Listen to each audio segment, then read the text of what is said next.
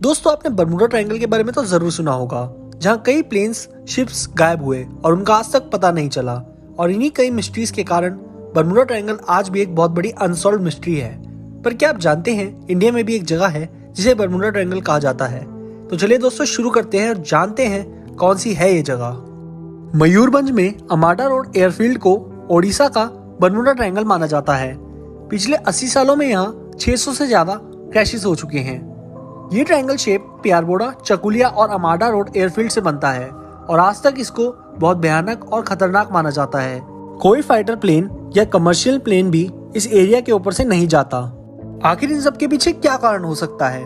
सबसे पहले तो हिस्ट्री जानते हैं इस एयरफील्ड की। दोस्तों ये 800 एकड़ का एयरफील्ड सेकेंड वर्ल्ड वॉर के दौरान 1940 में बनाया गया था। जब जापान से लड़ाई चल रही थी तो यूएस के कई फाइटर प्लेन्स यहाँ से उड़ान भरा करते थे।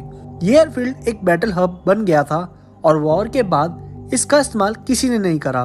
यहाँ तक कि आजादी के बाद इंडिया ने भी इसको यूज नहीं करा और अब ये खाली पड़ा हुआ है। वर्ल्ड वॉर के टाइम इधर जो अनएक्सप्लेन्ड क्रैशेस हुए उसकी वजह से यहाँ एक खौफ पैदा हो गया था।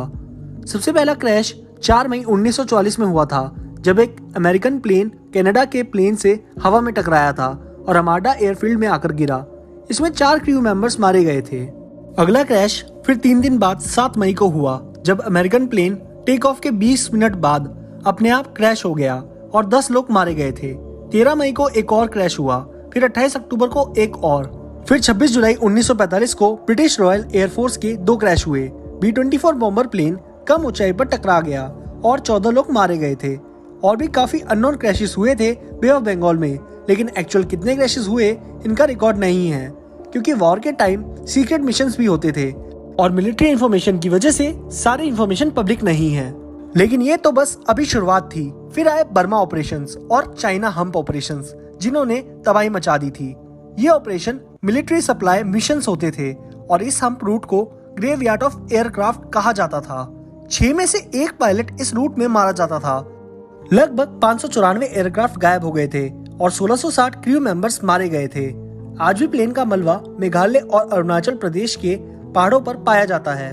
तो दोस्तों आपने इतना सब तो जान लिया, अब बताते हैं इन सब के पीछे का कारण। सबसे पहले चलते हैं ऑफिशियल रिपोर्ट्स पे। सोर्सेज के अकॉर्डिंग आजादी से पहले और आजादी के बाद क्रैशेस पर इन्वेस्टिगेशन की गई थी, लेकिन सारे प्लेन्स डिफेंस के हैं और टॉप सीक्रेट कैटेगरी में आते हैं, इसलिए इन्फॉर्मेशन पब्लिक नहीं कर सकते। रिपोर्ट में लगभग 25 क्रैशेस दर्ज हुए हैं और कहा जाता है कि इन पर अच्छी तरह इन्वेस्टिगेशन नहीं की गई और मामले को बंद कर दिया गया। लेकिन कई लोगों ने भी इस पर रिसर्च की है और आज तक इसका रीजन एक राज ही है। आधे से ज्यादा दुर्घटना नॉर्मल वेदर कंडीशंस में हुई थी, तो मौसम का कोई रोल नहीं है इन सब के पीछे। एक और पॉसिबल थ्योरी आती है जिसमें कहा है कि झारखंड के ट्रायंगल पॉइंट से 53 किलोमीटर दूर एक यूरेनियम माइन है। दोस्तों यूरेनियम एक रेडियो एक्टिव एलिमेंट है जो न्यूक्लियर पावर प्लांट में यूज होता है। ये काफी अनस्टेबल होता है, आसपास के इलेक्ट्रॉनिक्स की वर्किंग अच्छे से नहीं होने देता। ये एक लॉजिकल रीजन लगता है क्योंकि प्लेन्स अक्सर कम ऊंचाई पर उड़ते थे और इंस्ट्रूमेंट फेलियर के कारण प्लेन क्रैश हो जाता हो। लेकिन दोस्तों वॉर के टाइम ये माइन की लोकेशन यूजुअल रूट पे नहीं आती थी और सबसे ज्यादा क्रैशेस इसी ट्रायंगल के अंदर ही होते थे।